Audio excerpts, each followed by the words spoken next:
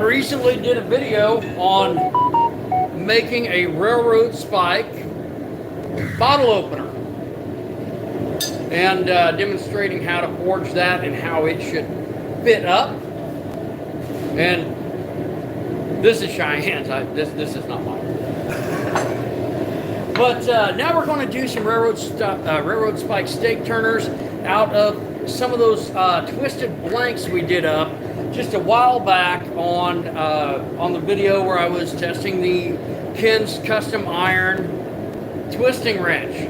So guys, be sure to like and subscribe. I'm fortunate enough today to have my friend Pete as my cameraman, and he's going to be moving around here a little bit. I've got a couple of pieces right here in the forge, and they are up to temp. So the first thing I'm going to do, I'm actually going to go over here to the power hammer and start drawing these out. If you haven't subscribed yet, now's a great time to. And right over here is a real good position on the valve for videos now. So I'm going to start drawing this out just like I did the bottle opener.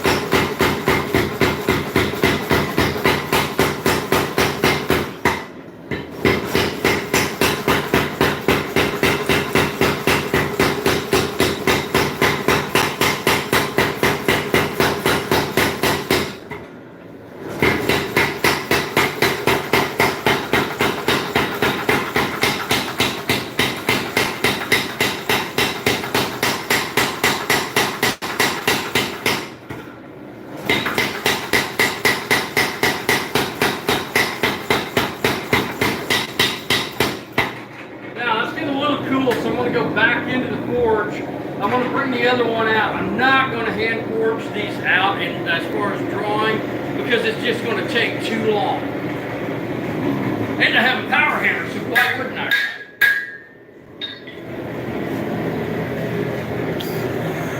Now in that case, what I did, I just drew that out in a square cross section. This next one, I'm going to draw it out and I'm going to start rounding it.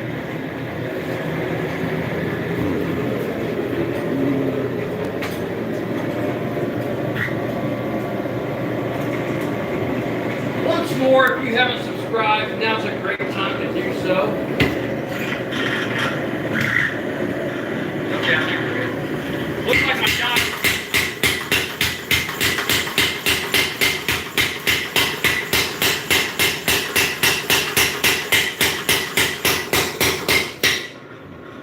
My dye is coming loose. We're going back in the forge, people.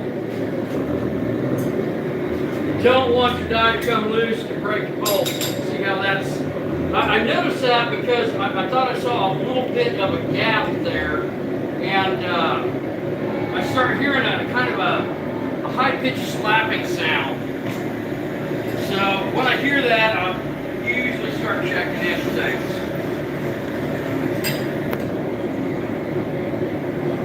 All right, turn her back on.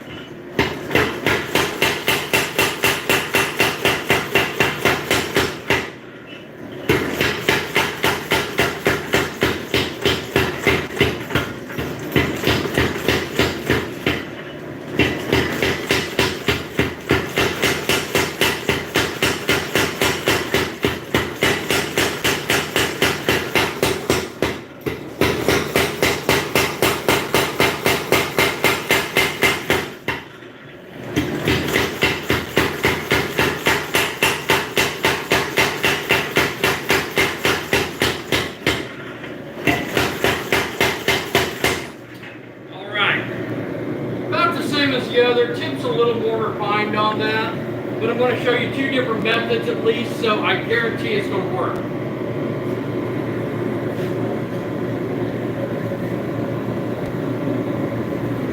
Now going back to the first spike, roll this out just a little bit more.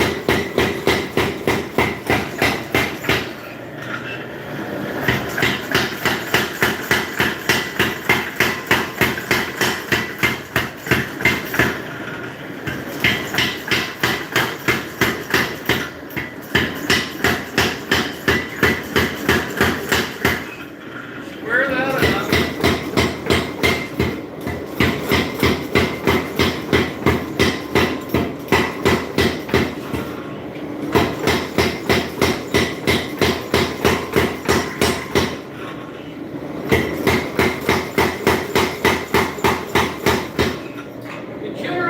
Try to draw these out to at least 11 inches or so, close to a foot, because I've got to do some work to the end of this. Let's see where we're at. I'll grab my ruler.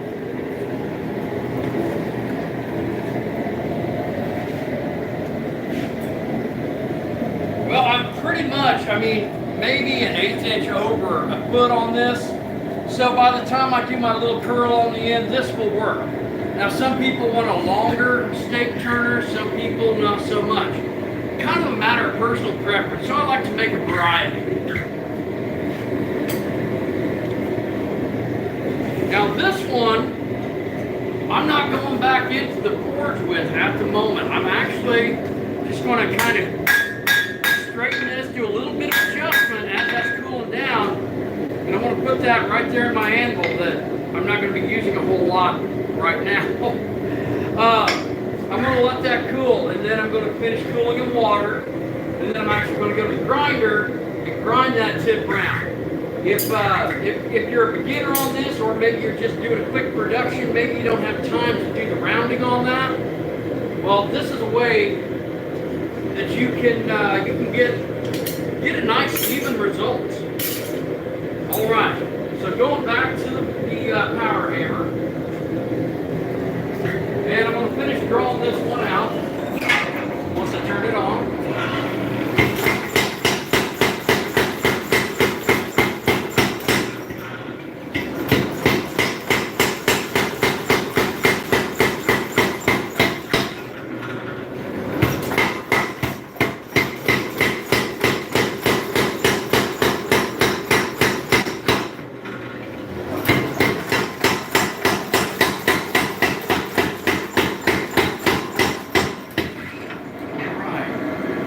We're going to bring it up to temp again, and I'm going to bring it under here, and I'm actually going to start rolling it to change it from a square cross section to a round cross section.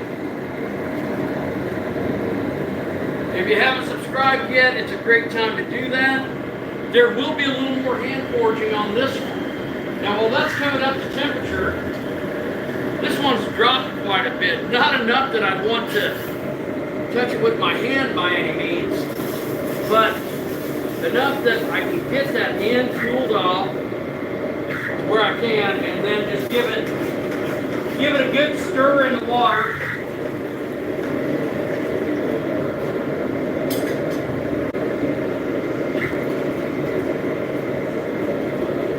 I want to get myself set up on the grinder here while that's coming up to temperature. So I'm going to switch out this 320 to a just use a 36, which a 36 is pretty aggressive for this. I mean, a 60 or an 80 would be just fine. And we'll come back to that after I do a little bit of rounding over here.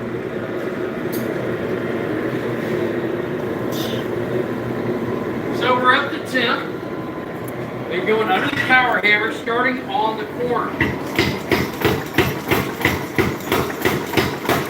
Rotate.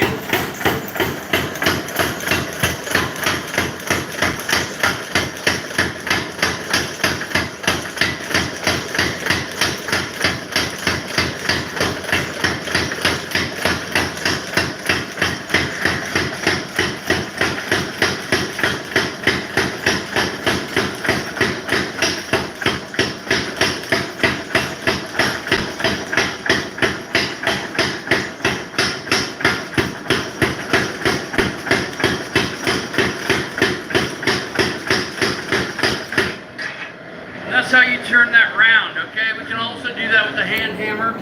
I'm gonna heat this up again. We're gonna forge that tip into a long round taper.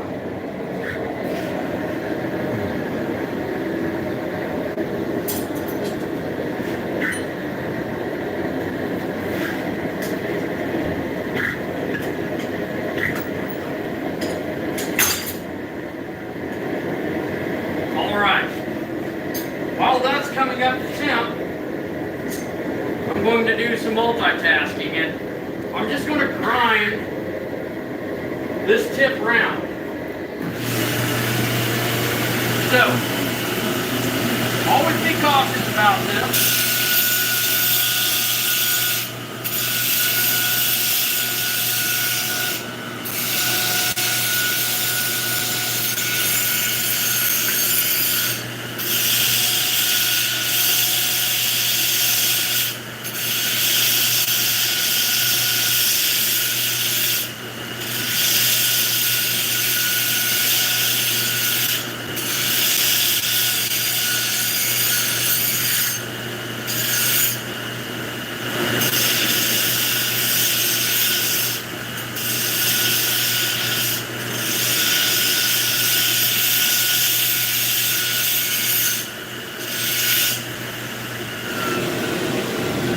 You can see here how I've just ground that, rounded, and tapered.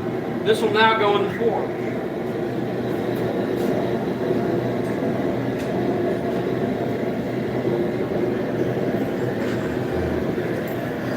Now I don't need to leave it in the forge very long because I'm just heating the tip of that, so I can actually take this and hold it up into the flame.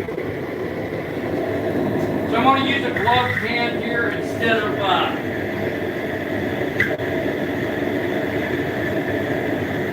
using tongs at the moment.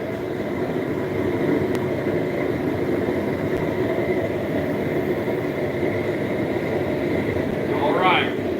I use the Pritchett hole of my anvil to start my bend.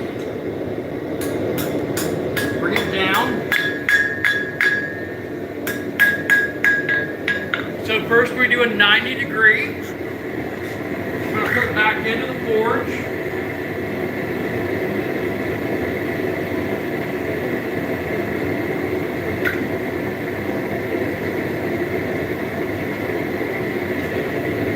And now I'm going to take my scrolling tongs that are gummed up a little bit. And I'm just going to start bending this around. Now on mine, I like to take that tip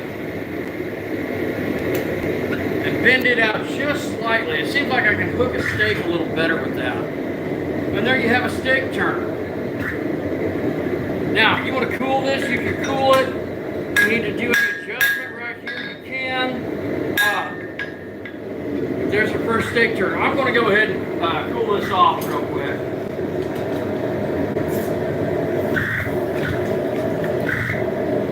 Because I'm just less likely to burn myself. And now,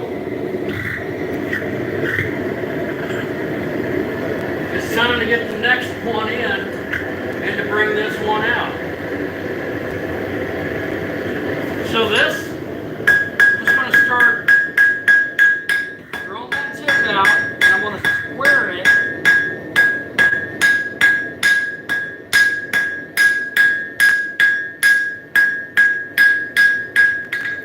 Until I get a point. Then I go back into the forge, up into the flame,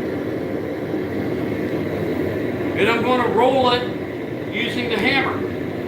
Very similar to what I did over here. So whether you're removing material or you're just using the existing material, this is a way you can get by with very minimal, if any, stock removal.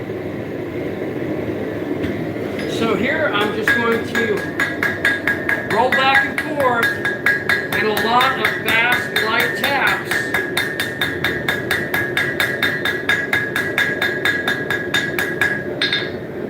And if you do it well, you can get it close enough. I'm going to say that's close enough.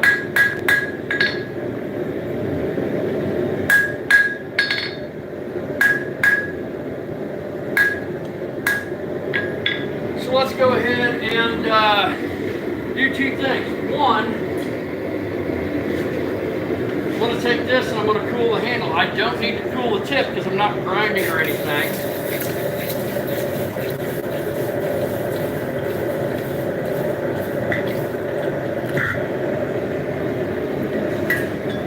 Now the handle clearly still has some heat in it. That's why I'm going to wear a glove. Now what they said in high school, something about if things are getting hot, you're going to pound on something, you need to wear a glove.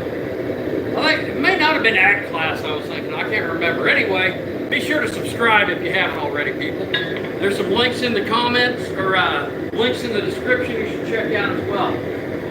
I'm going to show you how you can also just use a hammer if you don't have scrolling tongs to do your curl here. So it's quite simple and you don't need a heavy hammer. AFan12 said hi. How's it going? We do get a lot of people saying hi and we always appreciate that. Alright, so in this case I'm just going to come in here and knock this down. Even that out.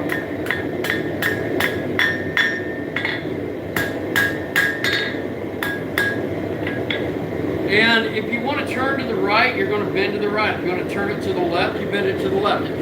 Kind of a matter of preference, but some people say one way is right-handed and one way is left-handed. So, whatever you like. If you're making one of these for a friend or a family member maybe who's left-handed, you might want to make that to where it's going to curve to the inside. That's the idea, is that it curves to the inside.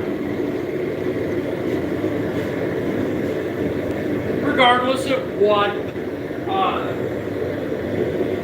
your preference is as far as which hand is your dominant. So I'm just going to come over here, and I started that on the horn of the anvil, and now I'm just going to roll it in and roll it out just a little bit. Now I think I can go just a little bit towards that end, just a little bit more. All right, so there is a stake turner. There's a lefty stake turner right there. Curves out a little bit. Right.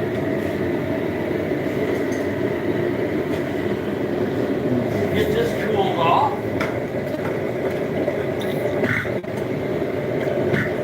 Cool off the handle.